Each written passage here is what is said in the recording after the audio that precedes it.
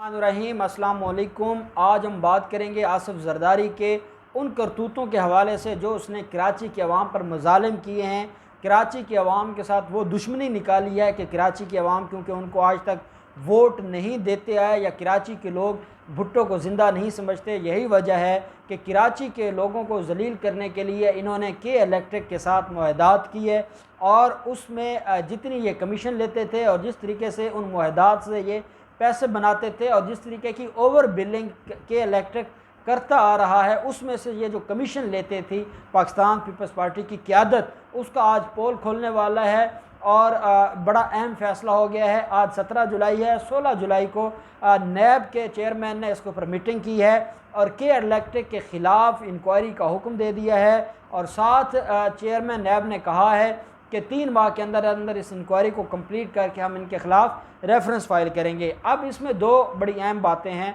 और वो ये हैं कि एक तो ये कि के इलेक्ट्रिक को कराची के अंदर बिजली का ठेका देने वाले कौन हैं। के इलेक्ट्रिक बेसिकली ये एक पाकिस्तानी ओन्ड कंपनी है। कराची सिंध के अंदर इसने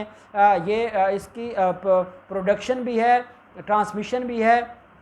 और ये जो बाकी सारे मामलात हैं ये सारे के इलेक्ट्रिक के ज़िम्मे हैं। के इलेक्ट्रिक जहाँ बिजली बनाती है वहीं बिजली की ये तरसील भी करती है और ये कराची के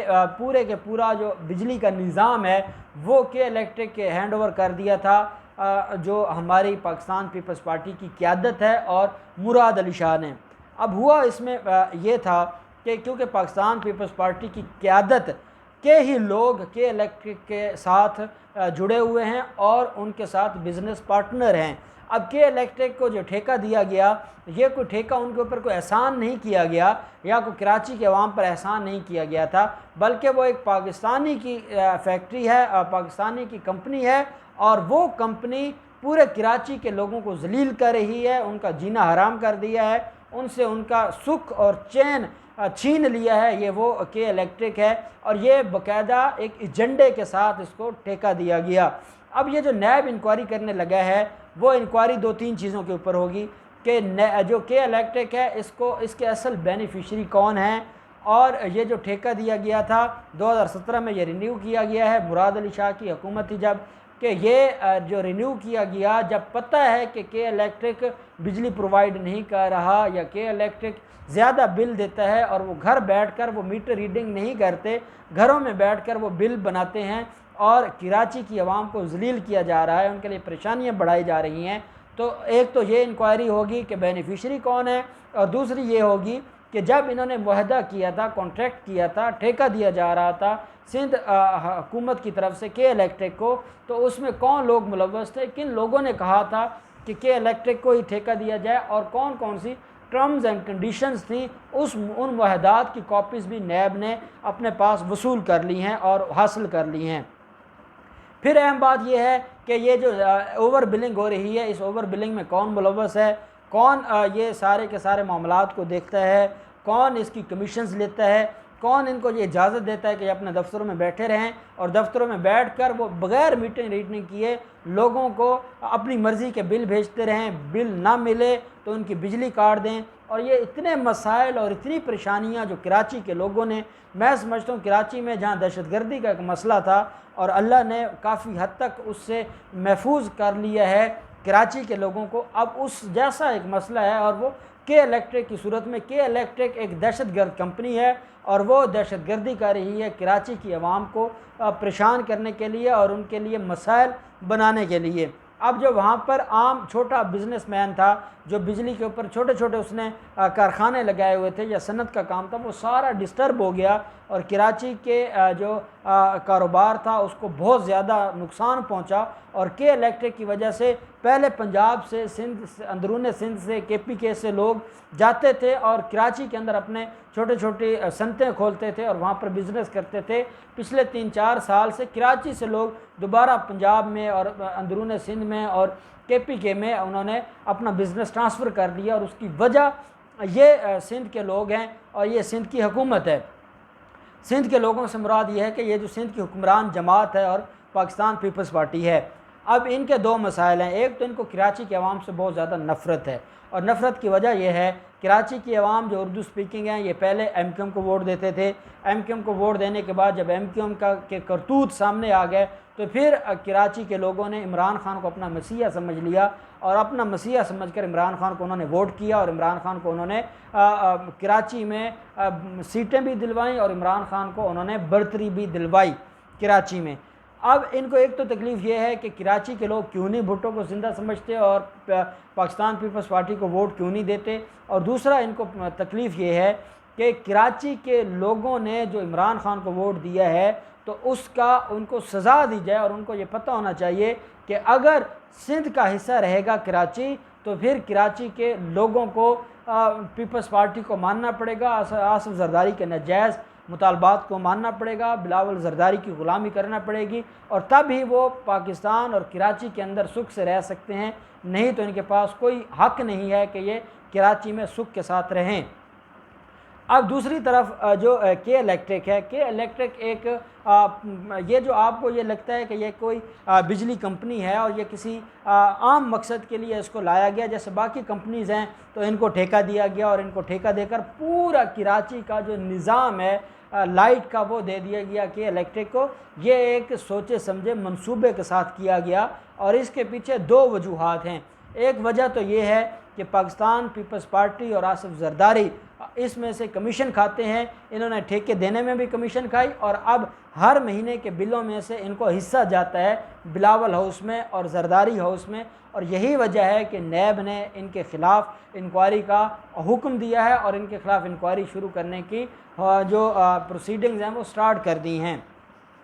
दूसरा मसला ये है कि कराची क्योंकि वो सिंध का और पाकिस्तान के भी वो रीढ़ की हड्डी की हैसियत रखता है और जो लाइट है वो बेसिक इशू है और जो ताजर हैं वो जुड़े हुए हैं लाइट के साथ, तो कराची के अंदर अपना असर और रसूख कायम रखने के लिए और कराची के लोगों को ये बावर करवाने के लिए कि पाकिस्तान पीपल्स पार्टी एक स्ट्रॉन्ग जमात है, वो एक ताकत रखते हैं, ताकतवर लोग हैं और अगर कोई उनके ख़िलाफ़ जाएगा तो पाकिस्तान पीपल्स पार्टी किसी को माफ़ नहीं करेगी। और यही वजह है कि उन्होंने के इलेक्ट्रिक के ज़रिए जब चाहते हैं वो ओवर बिलिंग करवाते हैं, जब चाहते हैं वो उनकी बिजली काट लेते हैं अपने सियासी मुखालफिन की और उन इलाकों की। असल में ये जुल्म उन इलाकों में होता है जहाँ से PTI को वोट मिले हैं या जहाँ से PTI के लोगों को सपोर्ट किया गया है।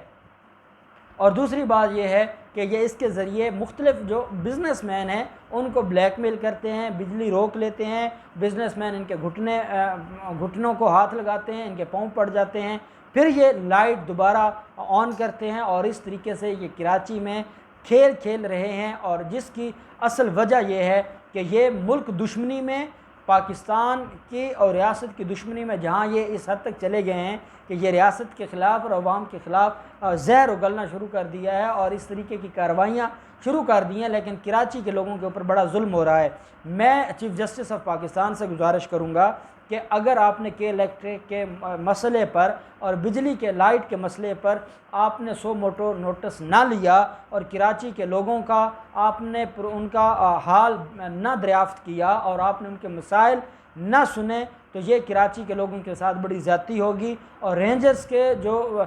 मुख्तलिफ वहाँ पर ज़िम्मेदारान हैं या रेंजर्स के वहाँ पर हुकाम हैं उनसे भी मैं गुजारिश करूँगा कि आप इन मामलात को देखें। जहाँ पर आपने कराची के अंदर जुल्म को ख़त्म किया है वहीं पे ये जो दहशतगर्दी हो रही है कि इलेक्ट्रिक की सूरत में इसके ख़ात्मे के लिए भी आप अपना किरदार अदा करें। कराची के लोग बहुत परेशान हैं, उनके लिए बड़ा मुश्किल हो गया है ज़िंदगी गुजारना, उनके लिए वहाँ बेसिक जो नेसेसिटी है, बेसिक ज़रूरत है। हम जब लाहौर में या बाकी इलाक़ों में